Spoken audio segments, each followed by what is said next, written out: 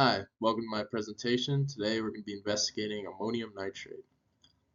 So, I had some curiosity about this element and decided to ask language model ChatGPT as well as some outside sources on information about the compound. So, that's what we're going to be looking at here today. First, you might be asking why I chose this compound. Well, it's a fairly well-known compound, and I was also curious about the contrasting uses that it has. For example, I know that it was used in agriculture, but I also know that it's a highly explosive compound. This made me really curious as to the origins of the compound, what makes it behave in this way, and what other things it's used for in the world. Now, the first questions I asked ChatGPT were this: what is ammonium nitrate used for, and what was its discovery? And it gave me a few simple answers for this. First of all, it said it was used as a fertilizer, an explosive, a compound used in cold packs, and a food preservative. It also said it was first synthesized in 1756 by William Cruikshank.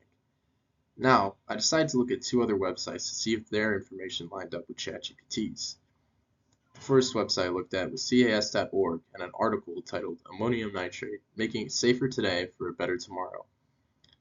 Rumian Atenkov, the author of the article and an information scientist at CAS, simply described its uses as fertilizer and an explosive.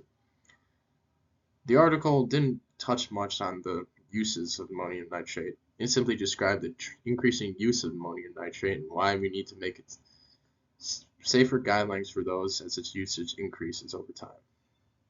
Now that information lines up with ChatGPT, talking about its fertilization for crops and an explosive used in mines. However, the second website I looked at, chaser.org.uk, said ammonium nitrate was invented in 1909 by a Polish-German chemist Fritz Haber. Now, the two dates don't really line up. 1756 versus 1909, which is over a 100-year difference. As for which one I trust more, I would have to say ChatGPT. The website didn't really touch much on the origins, but simply gave a brief summary on ammonium nitrate and what it is. Because 1756 is way before 1909, I trust that ChatGPT wouldn't lie about such a significant difference in the date. The second question I asked ChatGPT was this: is ammonium nitrate natural or is it synthetic?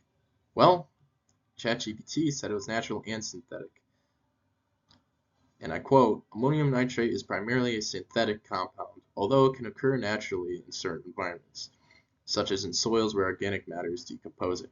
However, the natural occurrence is minimal, and most ammonium nitrate used commercially is produced through industrial processes. Now, as you can see with the website cited on the left and the information found within it, this pretty much lines up the same. Robert Avsek, a firefighter and author of the article Ammonium Nitrate, What Firefighters Must Know, from the International Association of Fire Chiefs in 2013 from IAFC.org, stated that ammonium nitrate is found as a natural mineral in the driest regions of the Atacama Desert in Chile, often as a crust on the ground or in conjunction with other nitrate, chlorate, and highlight materials. Today, almost 100% of the chemical is synthetically produced. ChatGPT said pretty much all of the uses of the compound is synthetic, so both of those information line up. Second, the website presented in the bottom left, and the same website I used earlier from cas.org, states that ammonium nitrate is made by the reaction of ammonia with nitric acid and water, followed by careful evaporation of water to yield a solid element. ChatGPT stated the same thing, saying that it is primarily involved with the neutralization of nitric acid with ammonia. Both these information from both the websites and ChatGPT line up perfectly with each other, and there really is no contrasting information between the two. I would say I would trust both of these, given that there's no conflicting information or statistics or anything like that would make me believe one over the other in this instance. Now, the last questions I had about the compound were this: what's the bonding and structure like? Well, I looked at a book by Donald C. Rivera titled Ammonium Nitrate: The Synthesis, Chemical Properties, and Health Properties, in which he states ammonium nitrate is a hygroscopic compound which crystallizes in ionic solids consisting of tetrahedral NH4 cations and planar triangular NO3 anions. ChatGPT expands on this and says a positively charged ammonium ion bonds with a negatively charged nitrogen ion, which yields ammonium nitrate. Both of these sources say the same thing and describe the ions that are involved in the synthesis and production of the compound. However, ChatGPT can't really expand on the appearance and tetrahedral and planar triangular appearance of the compound and its structure. Expanding on that, I looked at another journal article published in 1932 from the Journal of the American Chemical Society, volume 54, number 6. C.D. West, the author of the feature in the journal, describes the structure of the compound as well as the crystalline nature of it. He even goes into detail about the statistics and measurements of most crystals of ammonium nitrate. However, the website that the journal was sourced from, pubchem.ncbi, gives a visual representation and picture of the chemical structure of the compound. As you can see here, you can see its tetrahedral nature as well as the bonding that is associated with it.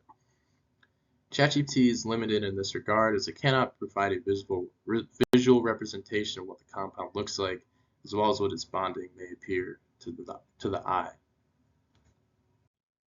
After researching about the compound and looking at ChatGPT and some outside sources, I noticed there's some differences between the two. ChatGPT gives pretty accurate and simple explanation of something you want to know about. For example, it gave me what it's mostly used for, how it's synthesized, and a simple representation of its chemical bonding structure. However, when I tried to ask it more fairly detailed questions and more extensive descriptions about the nature of the crystalline structure of ammonium nitrate and things like that, that's where it got kind of limited. For example, it couldn't give me a visual representation of what the structure of the compound was. In conclusion, I would say if you want to expand your knowledge entirely on something you're looking for, I would look at more outside sources from human representations. But if you're just looking for a simple summary about something, there's nothing wrong with using AI sources like ChatGPT. That's the end of my presentation. Thank you for watching.